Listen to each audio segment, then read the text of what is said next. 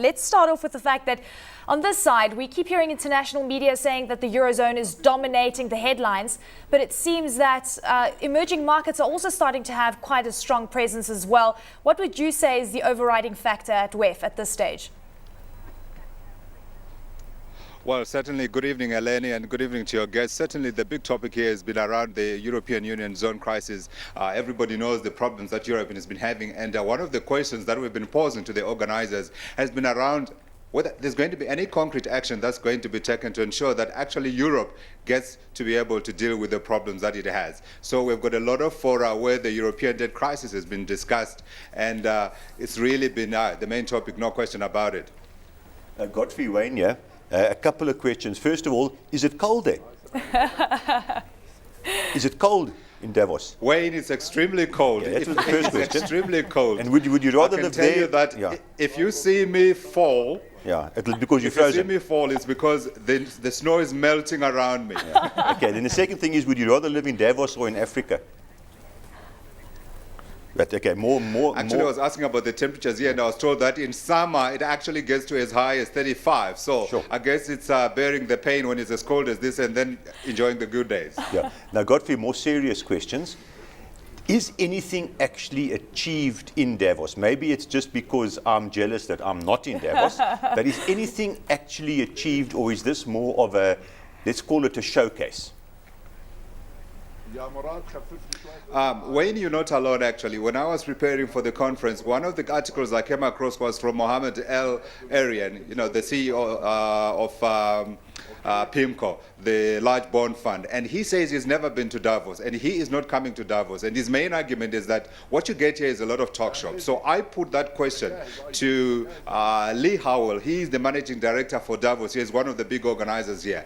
And his answer was that certainly there are people who feel that Davos is a talk shop, but what they've been trying to do over the years is to make sure that they actually put in concrete ideas, and they provide a platform where you are able to bring leaders across the whole spectrum, from business, labor, academic, politicians. And he says if you look around the world, you don't find that many spaces where these people are able to gather and put their thoughts together. And he thinks Davos still has a place, particularly in this context where you've got multilateral problems, and you've got probably only one country in the world that is able to sort out those problems, and of course that's China.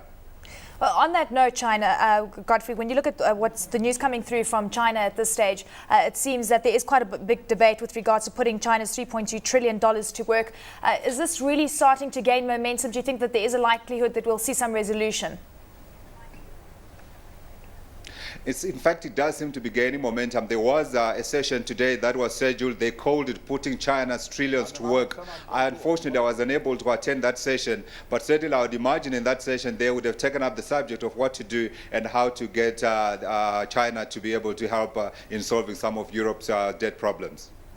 With regards to a lot of the key leaders that you spoke to from South Africa, we know that Rob Davies being one of them, you also spoke to Pravin Gordhan. What is the overall sentiment with regards to South Africa's role at the World Economic Forum, Godfrey? Are we even getting attention at all while we're at this big event?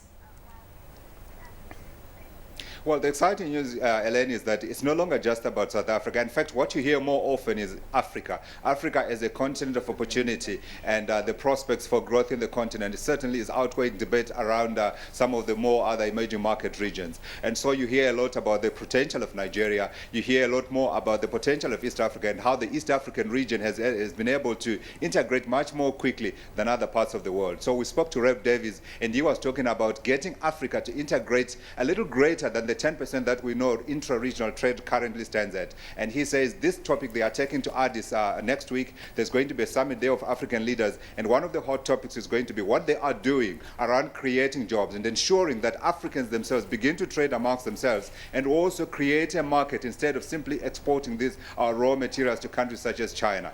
Godfrey, but this has been on the spotlight for quite some time, intra-regional trade and Africa trade, and the fact that we keep exporting a lot of the resources. Do you think that this is actually going to be the point where we do find a lot of commitments on the table? Because we've heard this before. But as you know, politicians are difficult people to pin down.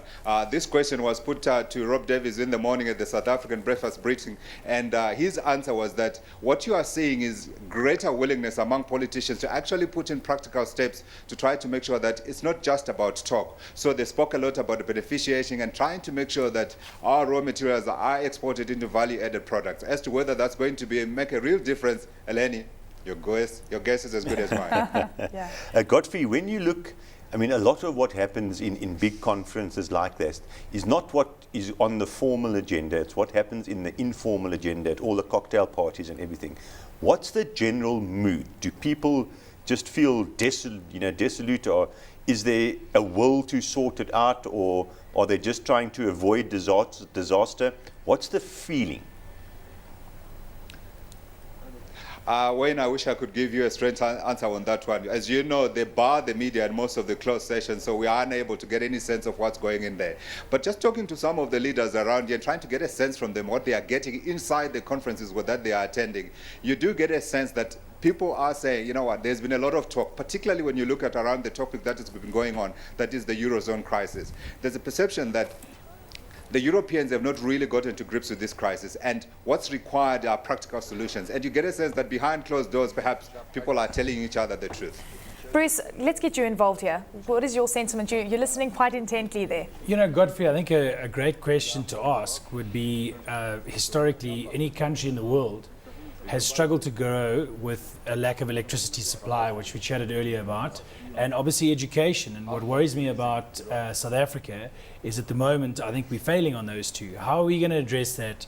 Where's South Africa placed in terms of, and you look at, even going into North Africa, agriculture, there's so many things that the African continent could focus on to create jobs for people. And I just, every year I just feel that there's stumbling blocks and more legislation, more difficulties for business to get started, etc.